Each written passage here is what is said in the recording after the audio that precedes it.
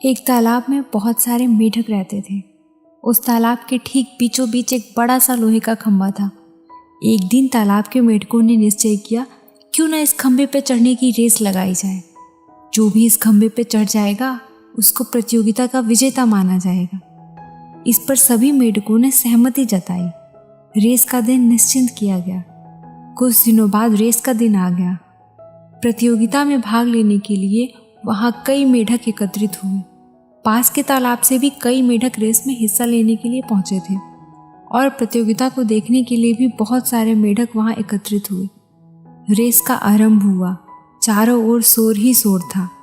सब उस लोहे के बड़े से खंभे को देखकर कहने लगे, अरे इस पर चढ़ना नामुमकिन है, इसे तो कोई भी नहीं कर पाएगा।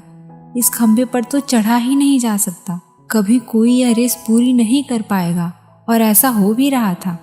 जो भी मेढक खंभे पर चढ़ने का प्रयास करता, वो खंभे के चिकने एवं काफी ऊंचा होने के कारण थोड़ा सा ऊपर जाकर नीचे गिर जाता।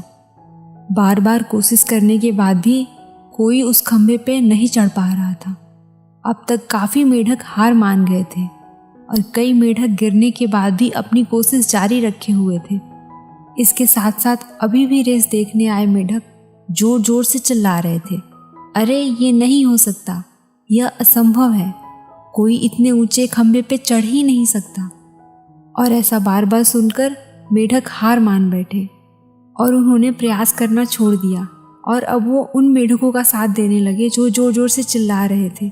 लेकिन उन्हीं में से एक छोटा मेढक, जो लगातार कोशिश करने के कारण खंभे पर जा पहुंचा। हालांकि वो काफी बार गिरा, उठा, प्रयास किया, तब कहीं जाकर वो सफलतापूर्वक खंभे पर पहुंचा और रेस का विजेता घोषित किया गया। उसको विजेता देखकर मेढकों ने उसकी सफलता का कारण पूछा। उन्होंने पूछा, यह असंभव कार्य तुमने कैसे किया? ये तो नामुमकिन था, यहाँ कैसे सफलता प्राप्त की? हमें बताओ। तभी पीछे से एक मेढक की आवाज़ आई, अरे उससे क्या पूछते हो, वो तो बहरा है।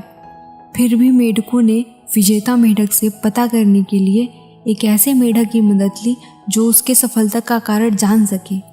विजेता मेढक ने बताया, मैं तो बहरा हूँ, मुझे सुनाई नहीं देता, लेकिन जब आप लोग जोर जोर से चिल्ला रहे थे तो मुझे लगा जैसे आप मुझसे कह रहे हो, तुम ये कर सकते हो, यह तुम्हारे लिए मुमकिन है। इन्हीं शब्दों ने मुझे सफलता दिलाई है। तो दोस्तों, इस कहानी से हमें ये सीख मिलती है कि जब हम अपने लक्ष्य को पाने के लिए संघर्ष कर रहे होते हैं तो नकारात्मक लोग हमारे आत्मविश्वास को कमज़ोर करते हैं। ऐसे में हमें नकारात्मक लोगों की बात पर ध्यान नहीं देना चाहिए और निरंतर प्रयास करते रहना चाहिए। एक ना एक दिन हम सफल जरूर होंगे।